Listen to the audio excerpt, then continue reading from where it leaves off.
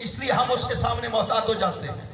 یہ اعضاء خدا نے قرار دیا ہمارے ساتھ. خدا کہتا ہے کہ یہ اعضاء جو کر رہے ہیں اسی کی کل قیامت کے دن شہادت دیں گے، اور لکھا بھی جا رہا ہے شاہد دیکھنے والے بھی موجود ہیں، شہادتیں بھی ہو جائیں گی. لہٰذا عمل کرتے ہوئے پوری احتیاط کیا کرو.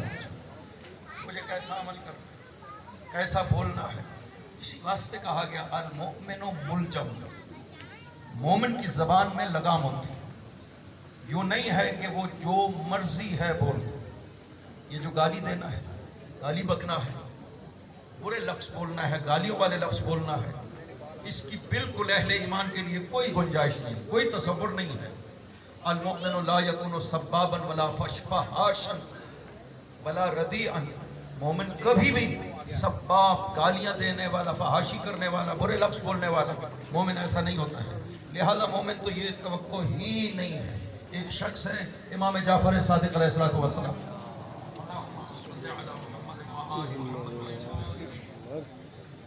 اس کے بارے میں کان ملازما لہو، ہمیشہ حضرت کے ساتھ ہوتا. حضرت جدھر جاتے تھے حضرت کے ساتھ ساتھ ہوتا. ایک دن ایک شخص کو اس نے کہا یبن الفاعلہ، حضرت ساتھ تھے.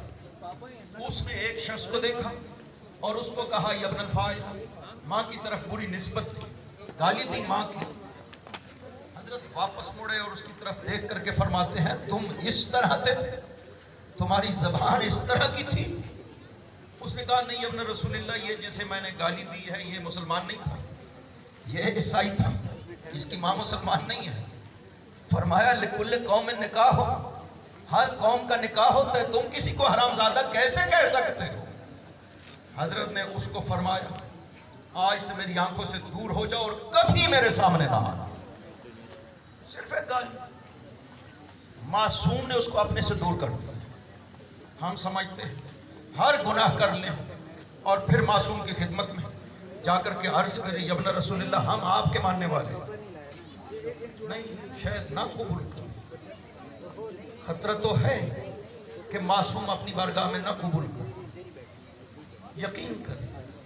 اور جنہیں خطرہ محسوس ہوتا تھا کہ ہو سکتا ہے معصوم یہ بات ناپسند کرے، وہ مسلسل اپنے عمل پہ نظر رکھتے تھے اور کوئی ایسا عمل نہیں کرتے تھے جس میں ذرہ برابر بھی انہیں احتمال ہوتا کہ معصوم ناپسند کرتے.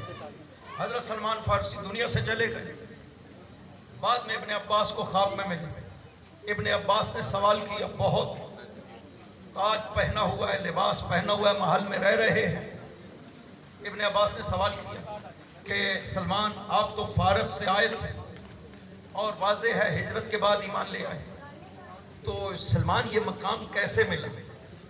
سلمان نے کہا ابن عباس میں جو بھی کام کرتا تھا نا میں علی کی طرف دیکھا کرتا تھا. سبحان اللہ. اگر علی راضی ہوتے تھے تو میں یہ کام کرتا تھا. اگر میں دیکھتا کہ علی یہ کام ناپسند کرتے ہیں تو میں وہ کام نہیں کیا کرتا. یہ ایسے نہیں ہے جو مقام حضرت سلمان کو ملا ہے اور وہ یہ دعویٰ کرتے ہیں کہ میں نے جو کام بھی کیا ہے وہ مولا علی کی نظر کے مطابق کیا ہے. میں علی کو دیکھتا تھا، اگر علی راضی ہوتے تھے تو میں کام کرتا تھا، ورنہ میں وہ کام نہیں کرتا تھا. اور یہ پھر عظمت ہے نا محبت علی کی. معصوم نے ارشاد فرمایا ہے کہ تم جب ہماری محبت میں خالص ہوتے ہو نا ہم مسلسل توجہ رکھتے ہیں تم پر، اگر تم بیمار بھی ہوتے ہو تو تمہاری عادت کو ہوتے ہیں. اگر یا علی یا علی، اگر انسان صحیح طور پر معصوم سے محبت کرتا ہے معصوم توجہ کرتا ہے. ایک مرتبہ جب حضرت تشریف لے جا رہے تھے حضرت امام رضا علیہ السلام، اللہم صلی علی محمد وآل محمد، خراسان جب تشریف لے جا رہے تھے نیشاپور سے جب نکلے تو آگے ایک جنازہ آ رہا تھا. حضرت نے سواری کو رکایا، اترے سواری سے اور جنازے کو کہا کہ زمین پر رکھو. جنازے کو زمین پر رکھا گیا، اس کا کفن کھولا، اپنا رخسار مبارک اس کے رخسار پہ رکھا اور اس کے بعد کہا کہ اب اسے دفن کرو اور خود وہاں پر موجود رہے جب تک وہ دفن ہو. سوال کیا گیا یا اپنا رسول اللہ آپ تو پہلی مرتبہ خراسان تشریف لائے، یہ کہیں آپ کی خدمت میں مدینہ میں حاضر ہوا؟ फरमाया नहीं, कहीं भी नहीं। फरमाया इब्न रसूलिल्लाह, फिर इतना एहतमाम। आपने इरशाद फरमाया जो हमारा चाहने वाला होता है, जो हमारा मानने वाला होता है, हम इसी तरह उसे अजीज रखते हैं अपनी बारगाह। मासूम इस तरह है, अगर उनकी रजा हासिल कर ली जाए, सलमान को ये मकाम रजाए मासूम, अब वो इत्मीनान से कह सकता है कि मैंने सारी जिंदगी वही किया जो अली ने पसंद किया, कोई काम ऐसा नहीं किया जो अली नापसंद करते थे। तो फिर यही वजह है कि सलमान दुनिया से चला जाता है मदाइन में, और गुस्ल कफन देने के लिए अली तशरीफ ले जाते हैं। वो जब ज़ादान ने पूछा था ना आखिरी वक्त में सलमान से कि सलमान गुस्ल कफन के हवाले से वसीयत करो, कहा कि गुस्ल कफन मुझे वही देगा जिसने रसूल को दिया था। अजीब, मुझे गुस्ल कफन वही देगा जिसने रसूल को दिया। अर्ज किया सलमान वो कूफा में है, आप मदाइन में है।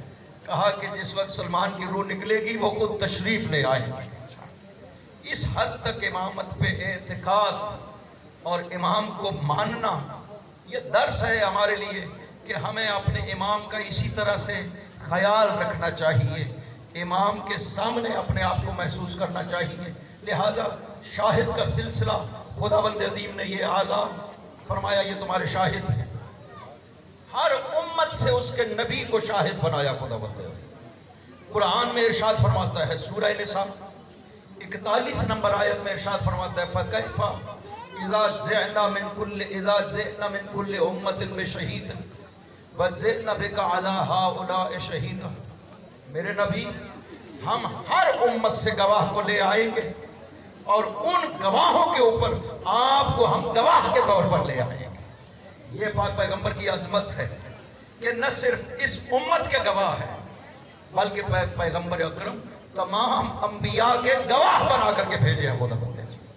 सूरह निसा में 41 आयत में, 143 सूरह बकरा की आयत में खुदा बंदे अज़ीम ने एक और सिलसिला, पैगंबर भी गवाह, या अय्युहन नबिय्यु इन्ना अरसलनाका शाहिदन व मुबश्शिरन व नज़ीरा। ऐ नबी, हमने आपको शाहिद बनाया। इस शाहिद का क्या मतलब है? कुरान ने बयान किया है कि पैगंबर शाहिद है।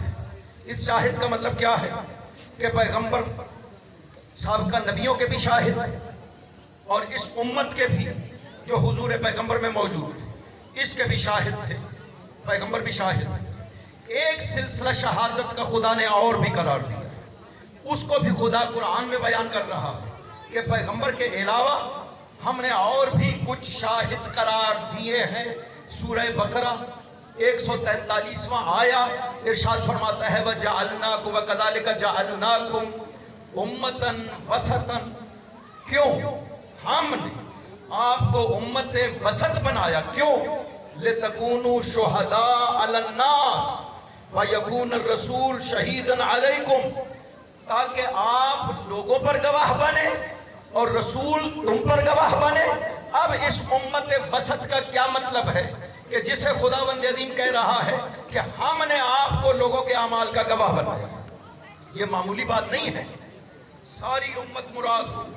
पाक पैगंबर के बाद कयामत तक के आने वाले लोग, खुदा इनको कहेगा ये सब के सब उम्मत वसत है, ये सब के सब गवाह हैं। ये कैसे हो सकता है? किसी को क्या पता आपके साथ बैठा हुआ शख्स दिल में क्या सोच रहा, क्या अमल करके आया है या रात को क्या अमल करेगा, क्या पता है किसी को? कैसे गवाह बन सकते? खुदा कहता है मैंने आपको क्यों उम्मत वसत बनाया? लितकूनु शुहदा अलन नास, ताकि आप लोगों पे गवाह बन सके। इसका मतलब है कि गवाह बनने वाले और हैं, जिनके ऊपर गवाह बनाया जा रहा है वो और है, एक जैसे नहीं है। अब खुदा को चाहिए था, हमारा ये सवाल है खुदा से, खुदा बंदा तू बता ये उम्मत वसत कौन, जिन्हें तूने गवाह बनाया है ये कौन है? खुदा ने सूरह हज में दो खुसूसियतों के साथ उस उम्मत को बयान किया है कि जिन्हें मैंने गवाह बनाया है। सूरह हज में फरमाता है जाहिद 78 नंबर आयत, गौर से सुनिएगा, ये एक सिलसिला है। खुदा बनाता है गवाह, जैसे खलीफा खुदा बनाता है, इमाम खुदा बनाता है, नबी खुदा बनाता है, नुमाइंदा खुदा बनाता है। اسی طرح بھی گواہ خدا کہتا ہے میں خود بناتا ہوں، نہ کوئی اپنی مرضی سے گواہ بن سکتا ہے، نہ کوئی اپنی مرضی سے گواہی دے سکتا ہے کسی کے اوپر۔ خدا نے قرآن میں صاف کہا وَجَعَلْنَاكُمْ، جیسے کہا وَجَعَلْنَاهُمْ أَئِمَّةً، ہم نے امام بنائے، جیسے کہا ہم نے نبی بنائے، جیسے کہا ہم نے خلیفہ بنائے، انی جاعل فی الارض خلیفہ، یا داؤد انا جعلناک خلیفہ، ہم نے بنایا خلیفہ، امام ہم نے بنائے، نبی ہم نے بنائے۔ وہی زبان قرآن کی جو کہہ رہی ہے کہ ہم نے نبی بنائے، ہم نے خلیفہ بنایا، ہم نے امام بنائے، وہی زبان کہہ رہی ہے ہم نے گواہ بنائے۔ وہی قرآن کہہ رہا ہے کہ خدا کہتا ہے کہ ہم نے گواہ بنائے، ہر کوئی اپنی مرضی سے گواہ نہیں بن سکتا۔ لہذا سورہ حج 78 نمبر آیت میں خداوند عظیم نے پہچان بنا دی کہ وہ کون ہے جنہیں ہم نے اس امت پر گواہ بنایا۔ گمراہ نہ ہونا، ان گواہوں کو پہچاننا، ہم نے ان کو اس امت کے اوپر گواہ بنایا ہے جو تمہارے اعمال کی گواہی دیں گے، تمہارے ایمان کی گواہی دیں گے، تمہارے اسلام کی گواہی دیں گے۔ خدا فرماتا ہے وَجَاهِدُوا فِي اللَّهِ حَقَّ جِهَادِهِ هُوَ اجْتَبَاكُمْ، راہ خدا میں جہاد کرو۔ خدا نے تمہیں اجتبا کیا، اجتبا کرنا یعنی استفا کرنا۔ خدا نے خود تمہارا اس انتخاب کیا۔ هُوَ اجْتَبَاكُمْ مِلَّةَ أَبِيكُمْ إِبْرَاهِيمَ هُوَ سَمَّاكُمُ الْمُسْلِمِينَ مِنْ قَبْلُ وَفِي هَذَا، تمہارا باپ ابراہیم، یہ غور سے سنیں یہ دو جملے، ایک ہے هُوَ اجْتَبَاكُمْ، خدا نے تمہارا استفا کیا، دوسرا ملت ابیکم ابراہیم، ابی کہا باپ کہا، یعنی ابراہیم تمہارا باپ ہے، تم ابراہیم کی ذریت سے ہو، تمہارا استفا میں خدا نے کیا ہے۔ ان کے لیے خدا فرماتا ہے کہ ہم نے تمہیں گواہ بنایا ہے تاکہ تم لوگوں پہ گواہی دے سکو۔ معلوم ہو گیا کہ جنہیں گواہ بنایا گیا ہے امت کے اوپر، لوگوں کے اوپر، ان میں دو خصوصیتیں ہیں، ایک خدا نے ان کا انتخاب کیا ہے، دوسرا وہ ذریت ابراہیم سے ہونے چاہیے۔ ملت ابیکم ابراہیم، تمہارے باپ ابراہیم کی ملت، جس کو ابراہیم نے مسلمان کہا، اسلام کہا۔ لِتَكُونُوا شُهَدَاءَ عَلَى النَّاسِ، تاکہ آپ لوگوں کے گواہ بن سکیں۔ وَيَكُونَ الرَّسُولُ عَلَيْكُمْ شَهِيدًا، اور رسول آپ پر گواہ بن سکے۔ معلوم ہو گیا کہ ذریت ابراہیم میں وہ خاص ہستیاں ہیں جن کا خدا نے خود انتخاب کیا، انہیں گواہ بنایا۔ اب یہی وجہ ہے برید اجلی امام سے سوال کرتے ہیں، امام محمد باقر علیہ السلام سے، اللہم صلی علی اسی آیت کے بارے میں کہ ابن رسول، یہ کون لوگ ہیں؟ یہ امت وسط کون سی؟ امت وسط، یہ کون لوگ ہیں؟ فرمایا واللہ نحنو الامت الوسطی ونحنو شہداء اللہ علی خلقہ وحججہ فی بریتہ، خدا کی قسم وہ امت وسط ہم ہیں خدا کے وہ گواہ جو مخلوق پر بنائے ہیں، اور ہم ہیں خدا کی وہ حجت جو زمین پر قائم کی گئی ہے خدا کی۔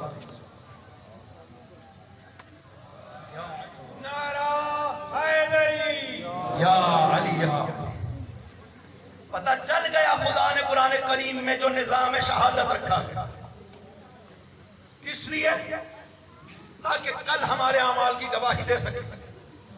اب یہاں سے یہ دو باتیں ثابت ہوتی ہیں کہ ہر کوئی گواہ نہیں بن سکتا۔ کوئی شخص نہیں کھڑا ہو کہے کہ میں امت کا گواہ ہوں، میں شاہد ہوں، نہ وہ گواہی دے سکتا ہے نہ یہ دعویٰ کر سکتا ہے۔ سب سے پہلے اسے ثابت کرنا ہوگا تمہارا تعلق ذریت ابراہیم سے، پھر ثابت کرنا ہوگا کہ تمہارا انتخاب خدا نے کیا ہے، لوگوں نے تمہیں نہیں بنایا۔ کہ خدا کہہ رہا ہے ہو وہی تباہ، میں نے انتخاب کیا، جنہیں گواہ میں نے بنایا۔ اب گواہی دینے کے لیے علم چاہیے، حضور چاہیے، حاضر ہونا چاہیے، تب گواہی دے سکتے۔ چونکہ گواہ کے معنی ہی یہی عربی میں، اس کے علاوہ کوئی معنی نہیں ہے۔ کوئی موجود نہ ہو اور اگر کہ کہہ دے کہ میں شاہد ہوں، نہیں کہہ سکتا، جھوٹ ہے، وہ گواہ نہیں بن سکتا۔ اب خداوند عظیم کہہ رہا، یہ ایک سوال ہوتا ہے، اس کا بھی ہمیں جواب چاہیے۔ کہ پیغمبر کے بعد گواہی کی کیا کسی اور گواہ کی کیا ضرورت؟ پیغمبر کو جو کہہ دیا اِنَّا أَرْسَلْنَاكَ شَاهِدًا، ہم نے آپ کو شاہد بنا کر بھیجا، تو بعد از پیغمبر کسی گواہ کی کیا ضرورت؟ اس کا جواب سن، قرآن میں خداوند عظیم نے اس کا جواب دیا کہ یہ جو شہادت کا عمل ہے نا، اس کو شاہد صرف اپنی زندگی میں انجام دے سکتا ہے۔ اس دنیا سے جانے کے بعد شاہد یہ عمل انجام نہیں دے سکتا، فیض دے سکتا ہے، دعائیں سنتا ہے، فیض پہنچتا ہے، لیکن یہ وظیفہ شہادت اس کے لیے امت میں موجود ہونا ضروری ہے۔ حضرت عیسیٰ نے کہہ دیا خداوند کے سامنے کہ بار الہ کنتو علیہم شہیداً ما دمت فیہم۔ قرآن کے ایک ایک لفظ پہ غور کرنے کی ضرورت ہوتی ہے، کیونکہ بہت گہرائی کے ساتھ خداوند عظیم نے ہر لفظ کو قرار دیا ہے۔ قرآن کنتو علیہم شہیداً، علیہم کو پہلے ذکر کیا، شہیداً کو بعد میں ذکر کیا، مقام کے لحاظ سے علیہم بعد میں تھا شہیداً۔ فرمایا میں صرف ان پر گواہ تھا ما دمت فیہم، جب تک میں ان میں موجود تھا۔ حضرت عیسیٰ کی وفات نہیں، حضرت عیسیٰ کو اپنی امت سے اٹھا لیا گیا، کہا میں گواہ تھا جب تک میں ان میں موجود تھا۔ فلما توفیتنی، خدایا جب تو نے مجھے اٹھا لیا، کنت انت الرقیب علیہم وانت علی کل شیء شہید، میں پھر گواہ نہیں رہا خدا، میری گواہی کا دور ختم ہو گیا جب تو نے مجھے اٹھا لیا، میں گواہ تب تک تھا جب تک امت میں موجود تھا۔ اس منصب خداوندی میں یہ خصوصیت ہے کہ گواہ تب تک گواہی دیتا ہے جب تک امت میں موجود باقی رہتا ہے۔ اب ماننا پڑے گا اگر امت قیامت تک کے لیے باقی ہے تو خدا کا گواہ بھی قیامت تک کے لیے امت میں باقی رہنا چاہیے۔ یا علی برائے خوشنودی پنجتن پاک بلندر صلوات اللہم صلی علی محمد و آل محمد و عجل فرج۔ لہذا پیغمبر چلے گئے، پیغمبر گواہ نہیں رہے، پیغمبر کے بعد پیغمبر جیسا ہونا چاہیے جس میں یہ دو خصوصیتیں ہوں، ذریت ابراہیم سے ہو، خدا نے انتخاب کیا ہو۔ علی آ جاتے ہیں پیغمبر کی جگہ پہ، میں گواہ ہوں اعمال امت کا۔ علی چلے جاتے ہیں، حسن آ جاتے ہیں، ایک کے بعد ایک گواہ آتا رہا جاتا رہا، وہ قیامت تک کے لیے امت باقی ہے، وہ گواہ ہے خدا امام زمانہ کی شکل میں زمین پر باقی ہے۔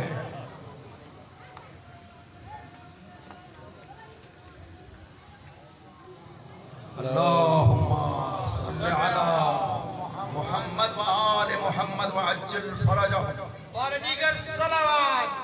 اللہم صلی علی محمد و آل محمد و عجل فرجہ۔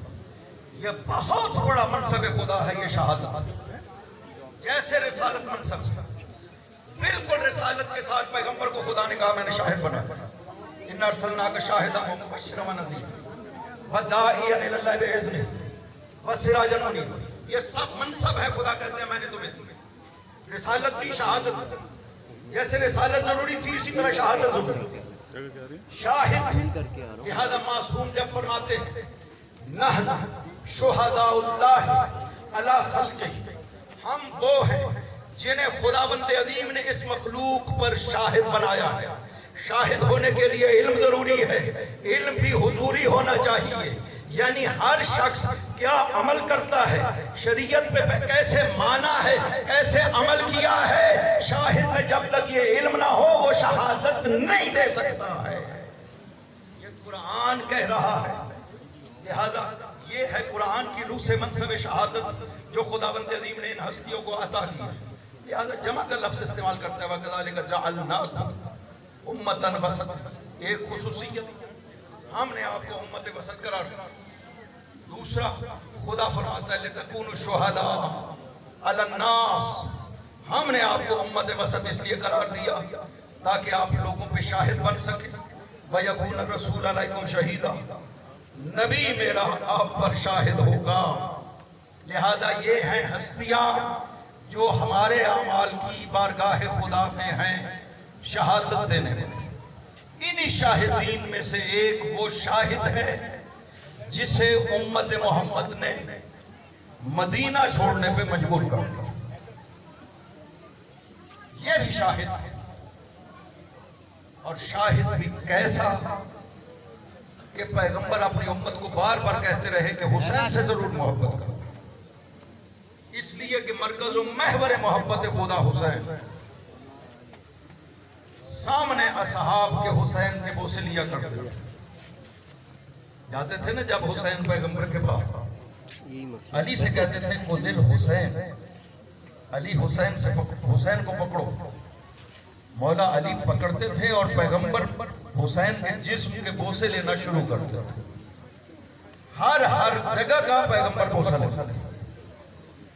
ایک دن سوال کیا، لما تقبلنی یا ابا، بابا آپ مجھے اتنا زیادہ کیوں چومتے ہیں؟ سر سے لے کر ہر جگہ سے چومتے ہیں پیغمبر، بابا آپ اتنا زیادہ کیوں چومتے ہیں؟ فرمایا اقبلو مواضع السیوف، بیٹا حسین میں تلواروں کی جگہ کو چومتا ہوں۔ مسلمانوں، پیغمبر کو اس وقت کیا حال ہوتا ہوگا جب حسین کو بوسے دے رہے یہ کہہ کر کے کہ میرے حسین میں تلواروں کی جگہ کو چوم رہا۔ جب یہ جملہ کہا نا تو حسین نے سوال کیا، بابا میں قتل کیا جاؤں؟ ایک بچہ جب اپنے جد سے یہ سوال کر رہا ہو تو کیا حال ہوگا؟ بابا میں قتل کیا جاؤں؟ فرمایا ہاں بیٹا تو بھی قتل کیا جائے گا، تیرا بابا بھی قتل کیا جائے گا، تیرا بھائیہ حسن بھی قتل کیا جائے گا، تمہاری قبریں اکٹھی نہیں بن سکے۔ اگلا سوال حسین نے خود کیا، بابا میں یبکی علینا، اگر ہم سب قتل ہوں گے تو کون ہم پر روئے گا، کون گریہ کرے گا؟ فرمایا بیٹا وہ قوم آئے گی جس کے مرد تیرے مردوں پہ گریہ کریں گے، جس کی عورتیں تیری عورتوں پہ گریہ کریں گے، جس کے بوڑھے تیرے بوڑھوں پہ گریہ کریں گے۔ نانا آپ انہیں کیا دیں گے؟ فرمایا میں ان کے ہاتھ کو پکڑ کر جنت میں لے جاؤں گا۔ یہ انعام ہے پیغمبر کی طرف سے حسین۔ یہ گریہ حسین کی شہادت کے بعد شروع نہیں ہوئی نہ حسین کی شہادت سے پہلے، جب یہ کائنات بنی ہے حسین پہ گریہ ہو رہا ہے، ہر کوئی رویا حسین۔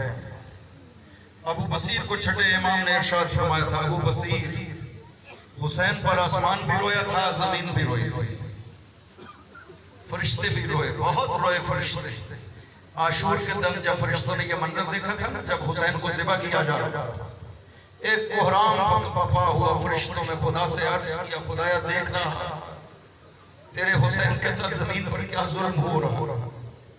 خدا نے امام زمانہ کی طرف اشارہ کر کے فرشتوں کو مکاشفہ کروایا اور کہا بہذا میں ان حسین کا انتقام اس کے ذریعہ سے لوں، میں بھی انتظار کروں گا۔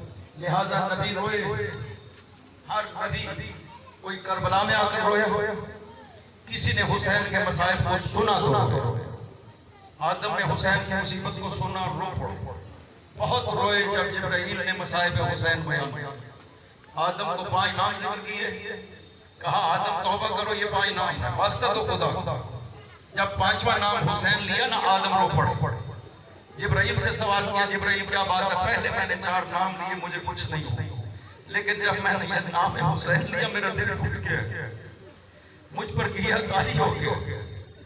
جبرائیل نے کہا ابن کا ہادہ یا آدم یقتل عطشانا وحیدا فریدا، آدم آپ کا یہ بیٹا پیاسا اکیلا دور وطن سے مارا جائے گا۔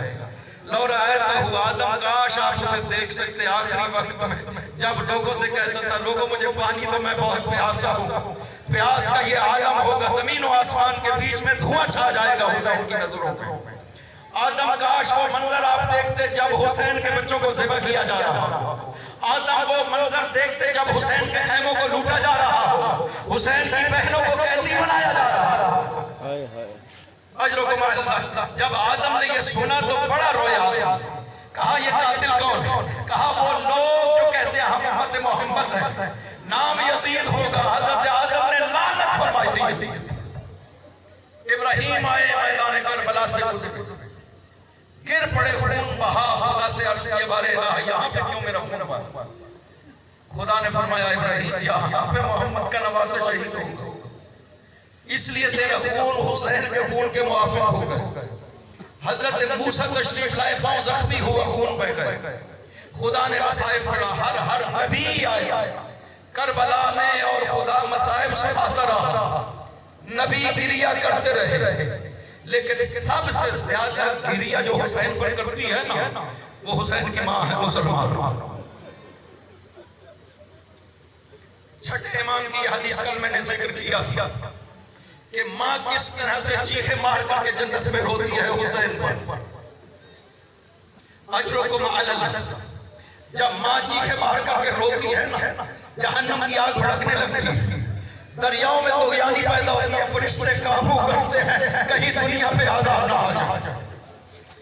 ایک جملہ کا الا تسعد فاطمہ یا ابا بصیر, ابو بصیر فاطمہ کی مدد نہیں کرو.